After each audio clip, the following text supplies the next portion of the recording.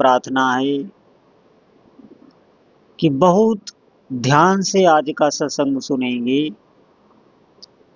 निश्चित मानिए भगवान का भजन ये ऐसा मार्ग है,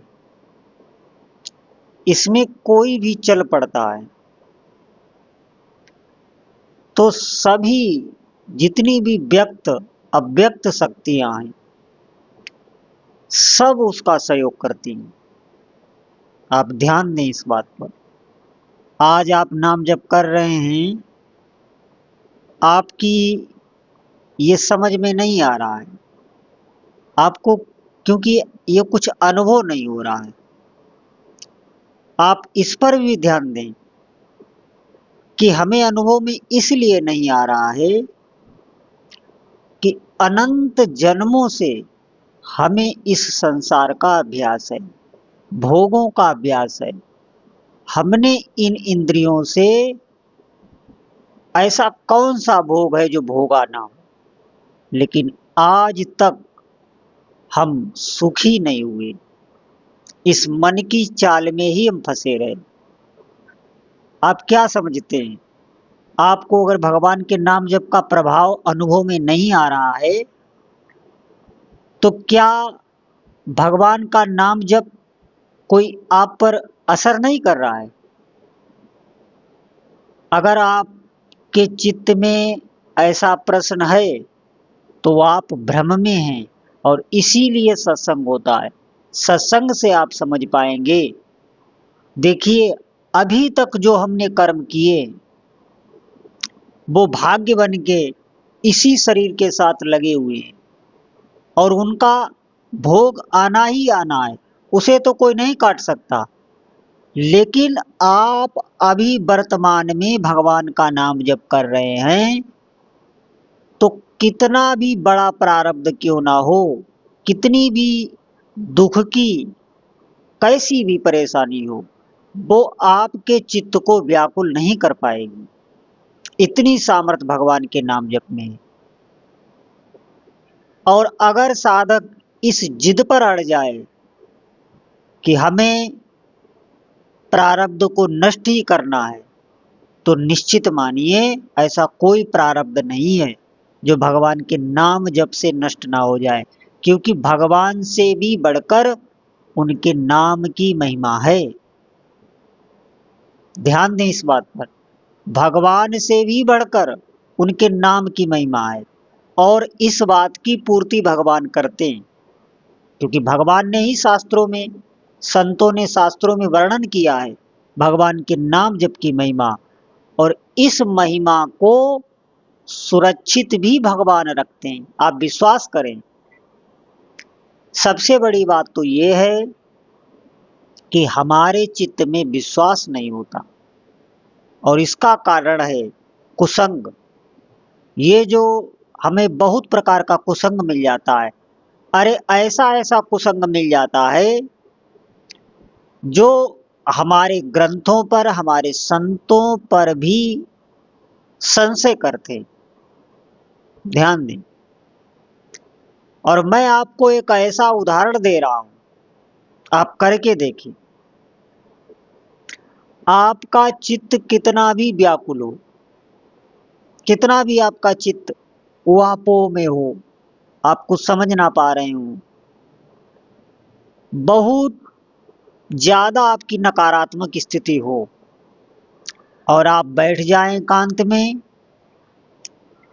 और जो भी आप नाम जप कर रहे हैं उसका आप कीर्तन करने लग जाएं जोर जोर से, आर्त भाव से, आप देखेंगे कुछ ही क्षणों में जिस दुख से आप व्याकुल थे उस दुख का कहीं नामो निशान नहीं रह जाता। आपके चित्त में एक प्रसन्नता, एक शांति का अनुभव तत्काल होने लगता है। ये एक जीवंत उदाहरण है, इसे कोई करके देख ले। भगवान के नाम का संकीर्तन। इसीलिए मैं कहता हूं कि अगर दुखों से छूटना है, अगर इस मनुष्य शरीर का आपको लाभ लेना है तो आप साधना करें, भगवान का नाम जप करें। और कोई दूसरा ऐसा मार्ग नहीं है जहां से आप हमेशा के लिए तृप्त हो जाएं, आनंद में डूब जाएं। कोई मार्ग ऐसा नहीं। भोगों में तो बिल्कुल शांति नहीं। जो क्षणिक शांति आपको अनुभव में आती है वो शांति नहीं होती। वो शांति उस भोग से नहीं मिलती, वो सुख उस भोग से नहीं मिलता। वो हमारी जो भोग भोगने के समय एकाग्रता बन जाती है, उस एकाग्रता से क्या होता है, आपकी इस संसार से विस्मृति हो जाती है। उसी का वो आनंद होता है जो भोग भोगने से आपको मिलता है। आप विचार करें, जब भी आप कोई भोग भोगते हैं, आप कहते हैं बड़ा आनंद आया, बहुत अच्छा लगा, तो उस समय उस भोग में कुछ नहीं होता। वो जो भोग भोगने के समय आपकी इतनी एकाग्रता बन जाती है कि आपको शरीर और संसार की सुध नहीं रहती। और जब आपको शरीर संसार की सुध नहीं रहती तो वो जो हमारा आत्म स्वरूप है उसकी छाया हम पर पड़ जाती है।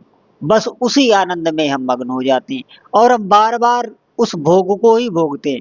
हम ये समझते हैं कि इस भोग से हमें आनंद मिल रहा है।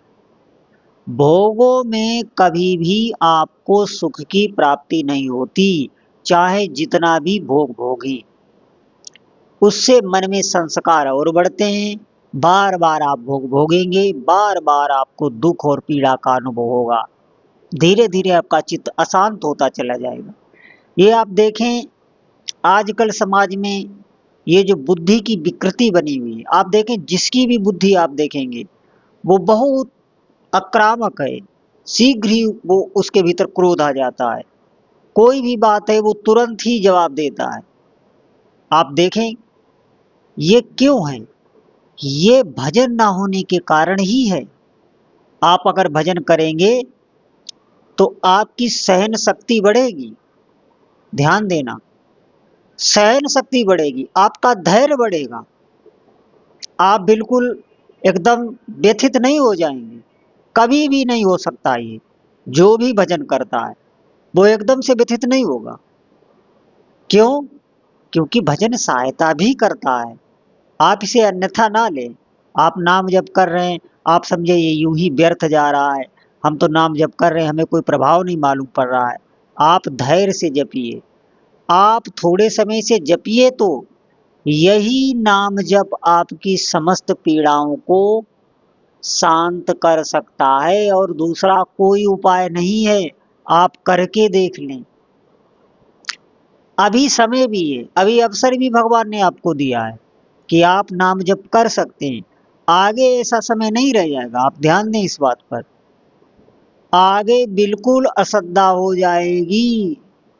भगवान की लीला श्रवण, कथा श्रवण, नाम श्रवण, बिल्कुल इसमें रुचि ही नहीं होगी आपकी। क्योंकि रजोगुण और तमोगुण का इतना अधिक प्रभाव हो जाएगा कि आपकी श्रद्धा ही काम नहीं करेगी। ध्यान देना, भोगों में ही सुख है, ऐसी आपकी बुद्धि बन जाएगी। महापुरुषों ने कहा है कि जिस चित्त से जितना अधिक भगवान का स्मरण होता है उसे उतना ही अधिक सुख की प्राप्ति होती है। इस वाक्य को आप लिख लें, यह बिल्कुल अकाट्य सत्य है। जिस भी चित्त से जितना अधिक प्रभु का स्मरण होगा उतना ही अधिक उसे सुख और शांति की प्राप्ति होगी। धीरे धीरे ऐसी अवस्था आ जाती है कि वो अपने स्वरूप में स्थित हो जाता है, हमेशा के लिए सुखी हो जाता है। और नहीं तो बार बार इस संसार में जन्म लेना पड़ता है। और जो आप देख रहे हैं ऐसा ही हमेशा होता है। ऐसा नहीं है कि कोई नया आपके साथ हो रहा है। ये मन इतना दुष्ट है कि ये जब तक शरीर से प्राण नहीं निकल जाते तब तक ये ऐसा ही सुचवाता रहता है कि हम मरेंगे ही नहीं। आप देखें, किसी को भी ऐसा नहीं लगता, कभी भी नहीं लगता कि हमारा भी नंबर आएगा। ये मन उसे विषयों में फांसे रखता है, ये भोगों में लगाए रखता है, और फिर जब आप पर कोई विपदा पड़ेगी तो यही आपको अवसाद में ले जाकर खड़ा कर देगा, डिप्रेशन में यही पहुंचा देगा। आप ध्यान दें, हमारा शत्रु बाहर कहीं नहीं है, वो हमारे साथ ही है और मजे से रह रहा है और हमको बहकावे में किए हुए है। ध्यान दें आप इस बात को। भजन से ये मन हटता है, भजन में लगता नहीं है इतनी जल्दी। इसके लिए हमें अभ्यास करना होगा, इसके लिए हमें सत्संग सुनना होगा। ये महापुरुषों ने जो बातें बताई हैं, जो शास्त्रों में लिखी हैं, वो अक्षरशः सत्य है। कोई उस पे चले तो कौन चलना चाहता है, कौन भजन करना चाहता है? आप ध्यान दें, थोड़ा समय भी मन को एकाग्र करके भजन में लगाना कठिन है।